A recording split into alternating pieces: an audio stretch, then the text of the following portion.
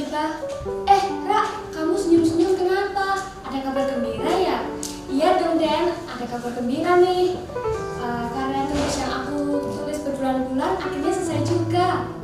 Kira adalah anak yang sangat berprestasi dan juga ia mempunyai hobi yaitu menulis yang sangat bagus. Sambil menunggu bel sekolah berbunyi, Dendi membaca pakai tulis Kira yang ia tunggu-tunggu selama ini. Sama seperti biasanya, bel sekolah berbunyi dan Dendi dan Kira menjadi pusat perhatian karena ia bisa menjawab soal-soal yang diberikan oleh guru. Tak berselang lama, bel pulang sekolah akhirnya tiba. Kedua sahabat itu harus terpaksa berpisah.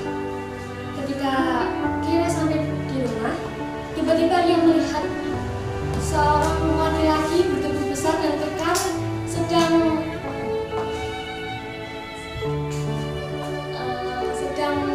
memunguti barang-barang yang ada di dalam rumah Kira. Kira bertanya, kalian ini siapa? Seenaknya saja mengambil barang-barang di dalam rumahku. Lelaki bertubuh besar dan kekar itu akhirnya menjelaskan kepada Kira bahwa ayahnya memiliki hutang yang sudah melampaui batas dan ia bertugas untuk menyita barang-barang dari dalam rumah Kira. Kira sangat sedih dan ia terpaksa harus putus sekolah karena ia tidak mempunyai biaya lagi. Dan sekarang ia harus tinggal bersama ibunya di sebuah ruko. Ibunya berusia 55 tahun yang berprofesi sebagai penjual kue keliling. Di setiap malam, Kira membantu ibunya untuk membuat adonan kue-kue untuk dijual keesokan harinya. Setelah itu, keesokan harinya, Kira dan ibunya menjual atau menjajakan kue-kue itu dari kota ke kota untuk mendapatkan pembeli. Ternyata ibu dan Kira ingin menyeberang jalan. Tiba-tiba dari arah kejauhan ada motor dengan berkecepatan tinggi menabrak atau menyenggol sepeda mereka dan akhirnya semua kue-kue bertebaran. Kira dan ibunya terjatuh. Namun Kira memiliki luka-luka yang hanya tidak begitu parah, tetapi ibunya memiliki luka yang cukup parah di bagian pergelangan kaki. Mereka pulang dengan lontar-lantung membawa kue-kue yang sudah bertebaran di jalan. Kira berinisiatif untuk memperbaiki sepeda yang telah rusak itu.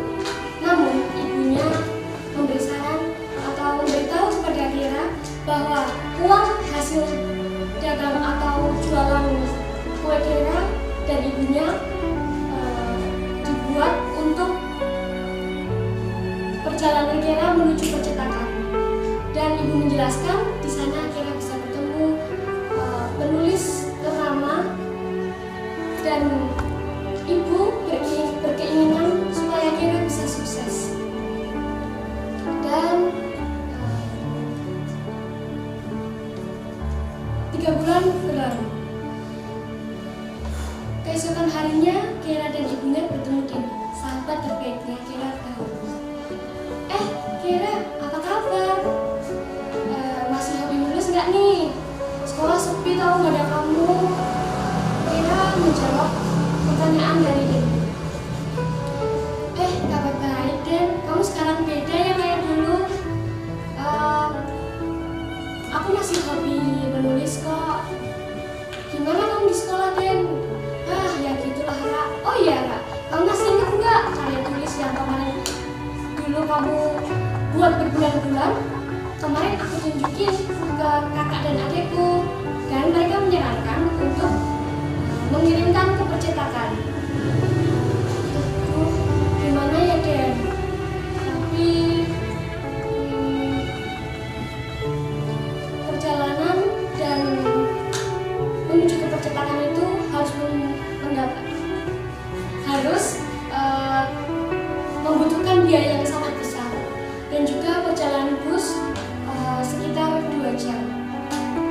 Dendi yang mendengar kata-kata tersebut tidak bisa menjawab apapun. Lalu Dendi pamit bersama dengan ibunya Kera dan Kera. Kera dan ibunya melanjutkan untuk menjajakan atau menjual kue yang ibu Kera dan Kera buat. Setelah itu ibu Kera berinisiatif untuk membuatkan Kera secangkir kopi. Namun ibunya terpeleset dan terjatuh, dan secangkir kopi itu terjatuh di atas karya-karya tulis Kera. Kera yang melihat itu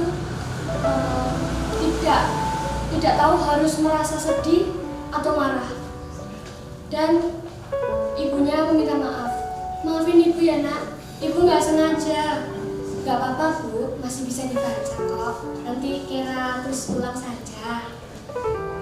Kera tidak bisa marah dengan ibunya karena ibunya telah berjasa dalam hidup Kera. Dan